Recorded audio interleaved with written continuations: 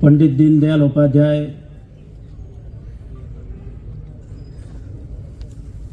आज उनकी और 56वीं पुण्यतिथि। हम सभी यहाँ पर श्रद्धांजलि, भावांजलि, शब्दावली देने के लिए यहाँ उपस्थित हैं। उनके जीवन को और जीने वाले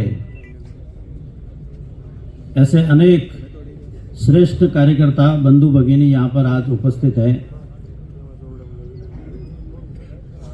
पिछले 5 वर्षों से एक गरिमापूर्ण व्यवस्थाओं में ये आयोजन यहाँ पर वर्ष में 2 बार होता है।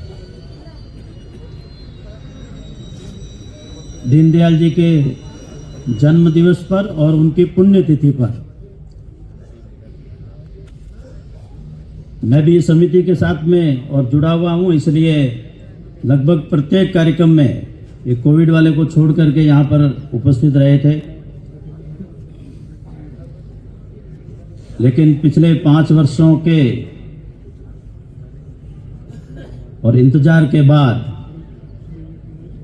राजस्थान के और नूतन मुख्यमंत्री जी आदरणीय भजनलाल जी हमारे बीच में यहाँ उपस्थित हैं। राजस्थान सरकार के कैबिनेट मंत्री कर्नल राज्यवर्धन सिंह जी, आज के कार्यक्रम के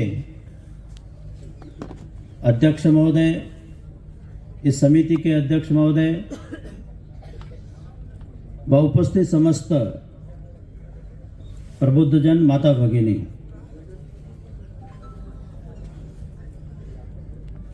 कार्यक्रम में विलंब होने के कारण से दीनदयाल जी के जीवन को हमने पर्याप्त सुन लिया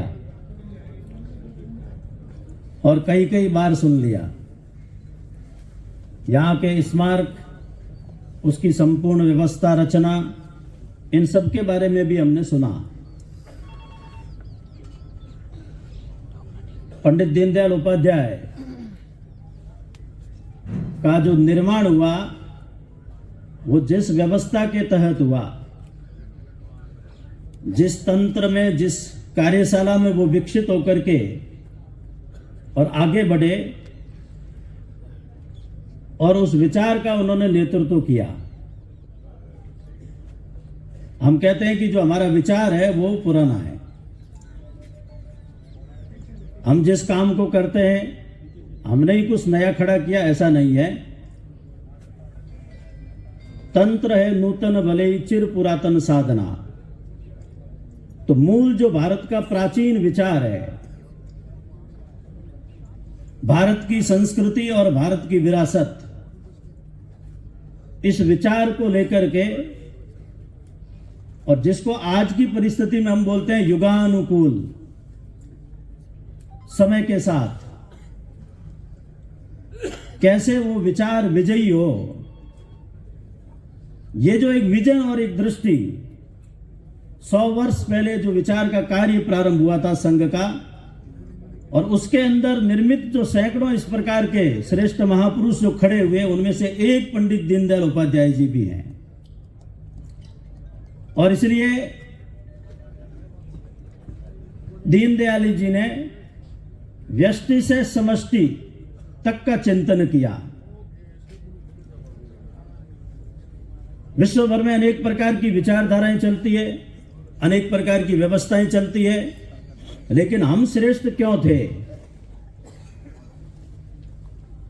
हम क्यों विश्व गुरु कहलाते हैं? ऐसा जो भारत है, किसी कारण से इस प्रकार की बीच की जो परिस्थितियां निर्माण हुई, संघर्ष का एक लंबा दौर चला, उसके कारण से हमारी व्यवस्थाएं खराब हो गई, बिगड़ गई। और यदि हम विचार करेंगे तो लंबा संघर्ष का दौर रहा तो हमारी जितनी भी अच्छाइयां थी वो सब रूढ़ियों और कुरीतियों में भी बदल गई। और इसलिए उस प्राचीन भारत के विचार को पुनः भारतीय समाज के अंदर स्थापित किया जाए तो इसका आधार कौन होगा? तो व्यक्ति होगा। व्यक्ति, व्यक्ति से परिवार, परिवार से समाज, समाज से राष्ट्र और उससे संपूर्ण विश्व। हम सब ने पंडित दीनदयाल जी के इन विचारों को लेकर के और इस देश के अंदर जो अनेक काम खड़े हो रहे हैं, तो मैं एक उदाहरण दूंगा। अभी अभी आप सबने G20 उसके बारे में पढ़ा होगा, सुना होगा, देखा होगा। तो G20 का स्लोगन था वसुधैव कुटुंबकम, one earth, one family, one future. यही भारत का विचार है। लेकिन जैसे लोग दीनदयाल जी ने गढ़े, उन्होंने युगानुकूल इस विचार को संपूर्ण विश्व के अंदर कैसे स्थापित किया जा सकता है, उसकी एक रचना और योजना आज इस देश के अंदर चल रही है। पिछले वर्ष अपने देश के अंदर स्वाधीनता का अमृत महोत्सव, आजादी का अमृत महोत्सव मनाया गया। यानी अंग्रेजों को गए हुए 75 वर्ष हो गए। तो 75 वर्ष से अपने ही लोगों का शासन है, और इसलिए आज जब हम विचार करते हैं तो हम कहां खड़े हैं। स्वाधीनता का संपूर्ण जो आंदोलन हमने लड़ा, उसमें बताते हैं कि स्व की त्रयी के आधार पर लड़ा था। स्वधर्म, स्वदेश और स्वदेशी, इस मंत्र से स्वाधीनता का आंदोलन लड़ा गया।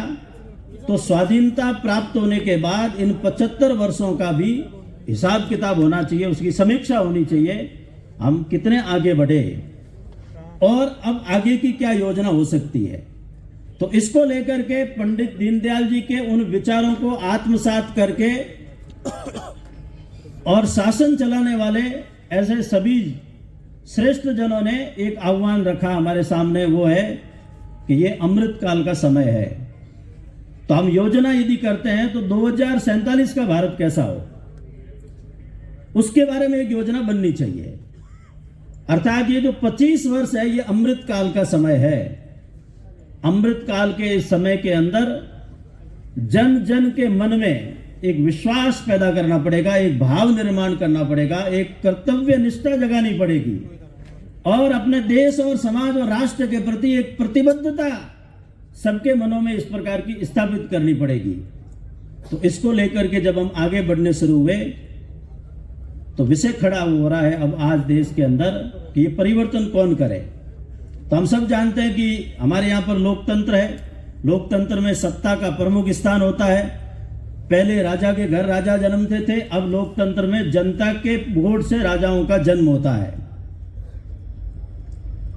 और इसलिए जो मुख्यमंत्री होते हैं, प्रधानमंत्री होते हैं, वो एक प्रकार के राजा ही होते हैं। लेकिन लोकतंत्र की एक व्यवस्था है, तो जनता की एक बड़ी अपेक्षा होती है। लेकिन आप सभी पंडित दीनदयाल जी का यदि जीवन पढ़ेंगे तो कहीं पर भी उन्होंने ये नहीं कहा कि सत्ता के बल पर परिवर्तन करेंगे। हम बोलते भी हैं, केवल सत्ता से मत करना परिवर्तन की आस, जागृत जनता के केंद्रों से होगा अमर समाज। तो समाज कैसा है, उसके आधार पर परिवर्तन आएगा, क्योंकि राजा वही होगा जो हमारे बीच में से जाएगा। यानी जैसा समाज होगा, पहले बोलते थे ना, जैसा राजा वैसी प्रजा, अब कहते हैं जैसी प्रजा वैसी राजा, वैसा राजा। तो इसलिए समाज को खड़ा करना पड़ेगा, समाज को तैयार होना पड़ेगा। अब ठीक है, पंडित दीनदयाल जी के अंत्योदय विचार का यहां पर वर्णन होता है।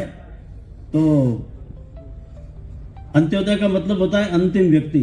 अभी मुख्यमंत्री जब यहां पधारे तो एक प्रदर्शनी पंडाल तक मैं भी साथ था, तो वहां पर वो सारे फोटोग्राफ लगे हुए हैं, वो देखे गए। अभी तक जो 5 वर्षों में यहाँ इसके लोकार्पण से लेकर के जितने आयोजन हुए, तो भागते दौड़ते एक मुख्यमंत्री जी का भी फोटो छपा हुआ है। वो पहला कोई कार्यक्रम था राजनाथ सिंह जी का, जिसकी व्यवस्था में ये आगे दौड़ रहे हैं। तो मेरे मन में वैसे ही भाव आया कि वास्तव में दीनदयाल जी का जो अंत्योदय का विचार है वो आज राजस्थान में स्थापित है। जो अंतिम व्यक्ति जो खड़ा था वो आज मुख्यमंत्री है। लेकिन समाज का बड़ा वर्ग है, वहां तक ये भाव, ये विचार, ये जानकारी कौन पहुंचाएगा। तो एक तंत्र खड़ा करना पड़ेगा, एक सिस्टम बनाना पड़ेगा। और इसलिए हर नागरिक के मन में एक भाव निर्माण हो उसको ये लगना चाहिए कि मैं एक विकसित भारत में रहता हूं। देश में पंच प्रण की चर्चा हो रही है, आपने कई मंचों से सुना भी होगा। अंदर एक फीलिंग आनी चाहिए कि मैं एक विकसित भारत की ओर बढ़ रहा हूं, ऐसा मेरा देश है। दूसरी बात है कि औपनिवेशिक मानसिकता से बाहर निकालना अपने आप को, गुलामी की मानसिकता से। हमारे यहां तो कुछ भी नहीं था साहब, सब अंग्रेजों की देन है, इससे बाहर निकलना। तीसरी बात कही गई है कि अपनी संस्कृति और विरासत के प्रति एक गर्व का भाव होना चाहिए, एक अभिमान का भाव होना चाहिए। चौथी बात कही गई है देश की एकता और एकात्मता। जब एकता की बात करते हैं तो देश की सीमाएं होती है, केवल सीमाओं की सुरक्षा नहीं तो आंतरिक सुरक्षा का भी विषय उठता है। तो आंतरिक सुरक्षा की दृष्टि से हम कितने सतर्क हैं, राष्ट्र की सुरक्षा के लिए हमारे मन में क्या भाव है। तो देश की एकता, और दूसरा है एकात्मता। एकात्मता का मतलब है कि जो विविधता में एकता, भारत की विशेषता के उद्घोष जब अपन लगाते हैं तो अनेक प्रकार के महापुरुष हमारे यहां पर हुए हैं। आज सामाजिक सद्भाव की बात भी चलती है, तो सभी महापुरुष हमारे हैं, सभी भाषाएं हमारी है, सब भाषाएं भारत की जितनी है वो सब राष्ट्रभाषा है। भारत के समाज के अंदर किसी भी मत पंथ परंपरा के अंदर जन्मे हुए ऐसे जो श्रेष्ठ महापुरुष है, जिन्होंने गो रक्षा के लिए या फिर पर्यावरण के लिए, शिक्षा के लिए, कुरीति निवारण के लिए जो भी काम किया, वो सारे महापुरुष मेरे हैं। इसलिए कहा देश की एकता और समाज की एकात्मता, इसका विचार आम जन करता है क्या। और एक पंच प्रण में पांचवी बात है, वो है नागरिक अनुशासन, नागरिक कर्तव्य। आम जन का भी कोई कर्तव्य होता है। संविधान के अंदर अधिकार मिले, इसमें कोई शक नहीं है। संविधान हमारे लिए सर्वोपरि है, लेकिन संविधान ने कर्तव्य भी बताए। तो उन नागरिक कर्तव्यों की चर्चा होती है क्या। तो आज एक प्रश्न खड़ा होता है कि हमको भी लगता है, हमारे अधिकारी भी बोलते हैं, पंडित दीनदयाल जी का विचार है, उसके ऊपर अनेक यहां पर श्रेष्ठ पुरुष बैठे जो व्याख्यान कर सकते हैं। लेकिन प्रश्न खड़ा होता है कि इतने वर्षों में हम कहां तक गए। आज जो इतना बड़ा एक भव्य वातावरण देश के अंदर परिवर्तन का जो बना हुआ है, उस समय मेरी भूमिका क्या है, मैं कहां खड़ा हूं। तो वास्तव में हम परिवर्तन चाहते हैं, वो अभी हमने देखा है, उसका यहां पर उल्लेख भी हुआ है। रामलला के विग्रह की प्राण प्रतिष्ठा का जो आयोजन हुआ, वो दृश्य हमने देखा है, वो आनंद देने वाला है, भाव विभोर करने वाला है, जन जन के मन को छूने वाला है। हर व्यक्ति को ऐसा लगता है कि हां मेरा अभिमान जगा है। लेकिन इतना मात्र होने से तो कोई परिवर्तन नहीं आएगा। ये आनंद, ये उत्साह, ये जो जागरूकता है, ये निरंतर चलती रहनी चाहिए। तब फिर एक विषय आया कि आज घर घर के अंदर परिवर्तन के लिए जैसे क्लास लगती है, वैसी घर के अंदर भी एक पाठशाला बननी चाहिए। यानी क्या, तो अपना घर, अपना परिवार, अपना कुटुंब, क्या कभी हम अपने परिवार के सभी लोग मिलकर के देश, समाज, धर्म, संस्कृति, इसके बारे में विचार करते हैं? क्योंकि हम अपना आदर्श दीनदयाल जी को मानते हैं। दीनदयाल जी के उस व्यष्टि से समष्टि तक के संपूर्ण सामंजस्य पूर्ण जीवन, सबके साथ समन्वय करते हुए, वो जब हम भाव लेकर के चलते हैं तो उसके बारे में वर्तमान की परिस्थिति को ध्यान में रखते हुए मैं क्या कर सकता हूं। इसलिए हमको कहा है, एक आग्रह किया है कि एक युगानुकूल परिवर्तन में हम विश्वास करें। विश्व भर के अंदर जो अच्छे से अच्छा है हम उसको स्वीकार करते हैं। हमारे पास जो अच्छा है वो संपूर्ण दुनिया को हम दें। धर्म के आधार पर, मजहब के आधार पर, कट्टरता के आधार पर भारत का समाज कभी विश्व के अंदर किसी का विद्रोही नहीं बना, किसी का विरोध नहीं किया, किसी के ऊपर आक्रमण नहीं किया, किसी के ऊपर हमला नहीं किया। जब हम इतने श्रेष्ठ हैं, अभी जो गीत बोला गया ना, इसके अंदर पंक्तियां थी, बलशाली ही भूमंडल पर मान प्रतिष्ठा वैभव पाए, शक्तिहीन के श्रेष्ठ तत्व जाते हैं जग में ठुकराए। हमारे मंत्र बहुत अच्छे हैं, श्लोक बहुत अच्छे हैं, अथाह ज्ञान हमारे यहाँ पर भरा पड़ा है ग्रंथों के अंदर, लेकिन उसको मानता कौन है? हम भी नहीं मानते। क्यों? क्योंकि कहा है बलशाली ही भूमंडल पर मान प्रतिष्ठा वैभव पाए। जिसमें बल होता है, ताकत होता है, संगठन होता है, वो अपनी बात विश्व के अंदर मनवा सकता है। युद्ध करने की आवश्यकता नहीं है, लड़ाई करने की आवश्यकता नहीं है। उसका मैंने G20 का एक उदाहरण अभी अभी आपके सामने रखा कि किस प्रकार से संपूर्ण विश्व के सामने भारत का एक चरित्र क्या होना चाहिए, वो भारत की सरकार ने अभी अभी रखा है। एक उदाहरण मैं सब जगह देता हूं। आप सबने देखा होगा कि भारत की महामहिम राष्ट्रपति महोदय खड़ी है और माननीय प्रधानमंत्री एक एक राष्ट्राध्यक्ष को लाकर के उनका परिचय करवा रहे हैं। तो वो जो बैकड्रॉप लगा हुआ था, पीछे का पर्दा, गौर से देखना वापस जाकर के, तो वो क्या था? वो नालंदा विश्वविद्यालय के खंडर का फोटो था। भारत सरकार को कुछ बुरा नहीं लगा, जिनके मन में योजना आई उनको ऐसा नहीं लगा रे दुनिया को ये क्या दिखाएंगे, लोग क्या सोचेंगे। ये विरासत के प्रति जो एक गर्व की बात थी वो दिखाया दुनिया के अंदर कि हम ये थे। और उन यूरोपियन राष्ट्राध्यक्षों को बताते समय कहीं ना कहीं ये संकेत भी हो रहा था कि आपके पूर्वज भी कभी यहां पढ़ करके गए थे, ये वो भारत है। लेकिन हम क्या सोचते हैं भारत के बारे में? विश्व तो भारत को स्वीकार कर रहा, हम कर रहे हैं क्या? तो लगता है कि नहीं, हम अभी भी उस मानसिकता में नहीं आए हैं। इसलिए कहा है कि घर घर में इन विषयों को लेकर के एक संस्कार का काम खड़ा होना चाहिए। उसको हमने कहा है कि समाज परिवर्तन की गति है वो बढ़नी चाहिए। तो ये 4-5 ऐसे बिंदु है, वो मैं रख करके अपनी बात पूरी करता हूं। और जैसा अभी बताया था कि माननीय धनखड़ साहब यदि हमारे बीच में आ जाते हैं तो 2 मिनट उसके अंदर हम रोक देंगे बीच में। तो समाज परिवर्तन के इन कामों को लेकर के एक जिम्मेदारी के साथ में हम सब आगे बढ़े। तो उसमें जितने भी बिंदु हैं, जिस विचार को लेकर के दीनदयाल जी आगे बढ़े थे, आज वो करने का समय आ गया और गति से करने का समय आ गया, क्योंकि विश्व भारत की ओर देख रहा है। उसमें पहली बात है सामाजिक समरसता। तो आज हमको ये विचार करना पड़ेगा कि अपने यहां पर सामाजिक समरसता की क्या स्थिति है। मैं एक उदाहरण देता हूं कि अभी हमारे यहां पर जुलाई मास में आपने देखा होगा कि भारत के श्रेष्ठ वैज्ञानिकों ने चंद्रयान को उतारा और वो भी हमको लाइव दिखाया। तो तकनीक के मामले में हम इतने आगे बढ़ गए, लेकिन व्यवहार कैसा है? तो व्यक्ति के नाते व्यक्ति यदि हमको छू लेता है तो हम अछूत हो जाते हैं।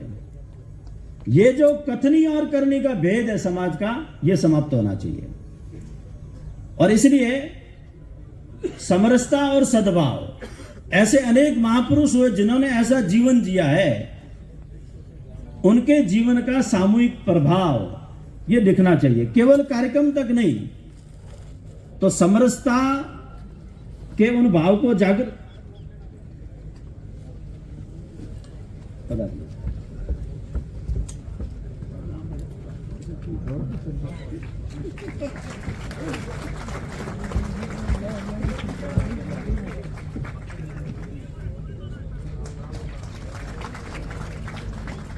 स्वागत करा लीजिए।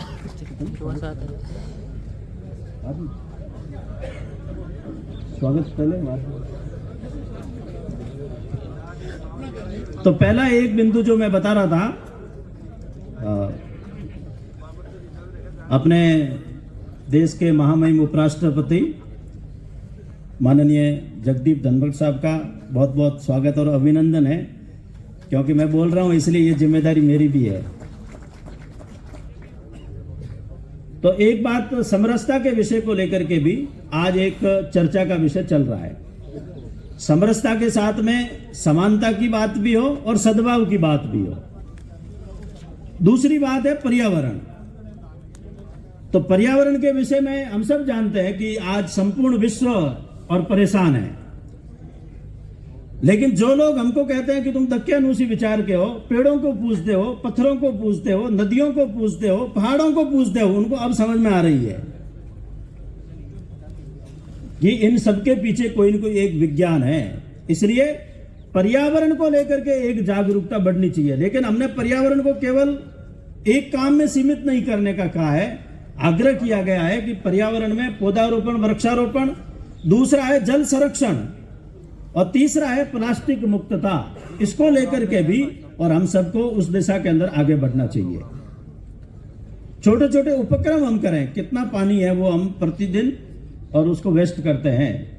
आवश्यकता पीने के लिए होती है, लेकिन हम कितना फेंकते हैं, इसका विचार करें। घर के अंदर कोई अतिथि भी आता है तो गिलास कितना भर के देना चाहिए और उसके बाद में पानी कितना बचता है, नहाने के लिए कितना पानी चाहिए। ये बहुत छोटी बातें हैं, आपको लगेगा इस मन से बोलना चाहिए क्या, लेकिन ये आने वाले कल के लिए जब हम बात करते हैं पर्यावरण की, तो उस समय ये जल संरक्षण, वाटर हार्वेस्टिंग, उसकी भी एक व्यवस्था करें। कृषि के अंदर भी कितना पानी देना, ये भी हमारी नीति और योजना के अंदर शासन के द्वारा भी आना चाहिए। और सिंगल यूज जो प्लास्टिक है उसका कम से कम उपयोग हो। यदि गलती से हमारे घर में भी आ गया तो उसको बाहर नहीं फेंकना। उसके लिए कहा है कि किसी बोतल के अंदर इको ब्रिक्स बना दीजिए। तीसरी बात स्वदेशी की है, इसमें दोनों बातें कही है, एक वस्तु भी है और दूसरा स्व का भाव भी है। तो वस्तुओं के बारे में हम अनेक बार बोलते हैं, हम विचार करें कि हम जब बोलते हैं कि जब भी बाजार जाएंगे माल स्वदेशी लाएंगे, तो उसके बारे में हमारा क्या विचार है। जो अपने घर में बनता बाजार से नहीं लाना, हमारे बाजार में दूसरे बाजार में नहीं जाना, हमारे शहर में है तो दूसरे शहर में नहीं जाना, अपने देश में है तो दूसरे देश से नहीं लाना। विज्ञान और तकनीक को छोड़ करके, जीवन रक्षा औषधि को छोड़ करके आज सारे सामान हमारे यहाँ बनता है। लेकिन जो स्व की बात आती है, और जैसा मैंने कहा कि स्व की त्रयी को लेकर के हम चले थे, स्वधर्म, स्वदेश और स्वदेशी, तो उस स्व की बात करें। अभी भी हमको कहा है कि रामलला की मूर्ति की प्राण प्रतिष्ठा के उस आयोजन का अर्थ है कि भारत के स्वत्व का जागरण।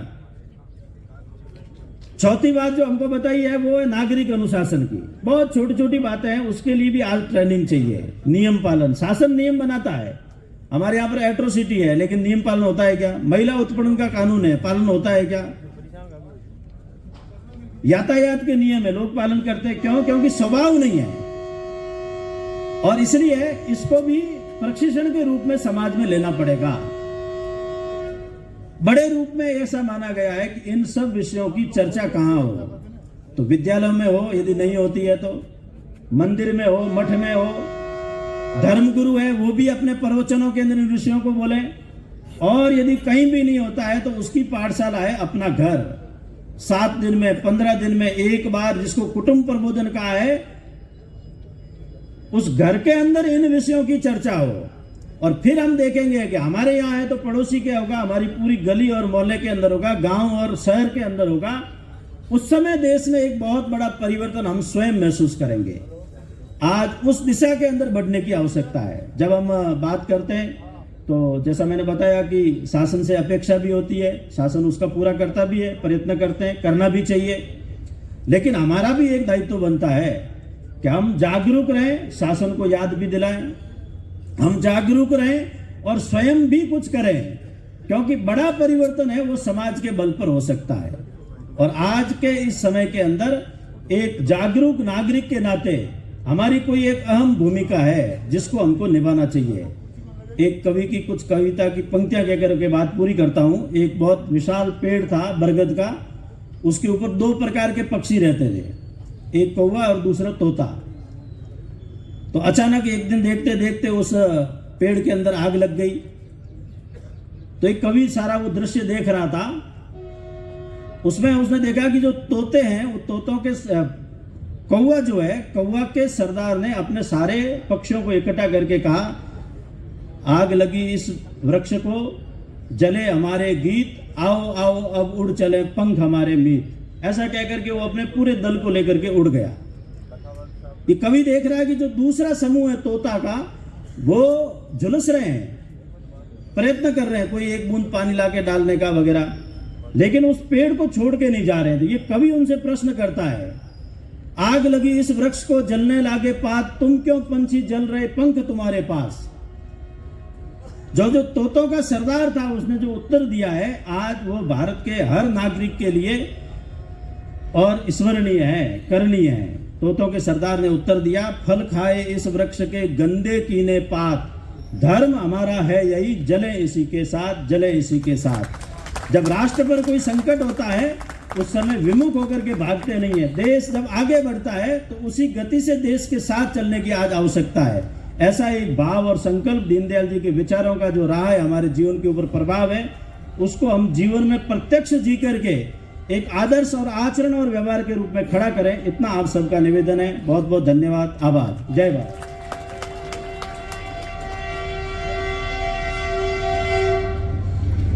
बहुत बहुत आभार।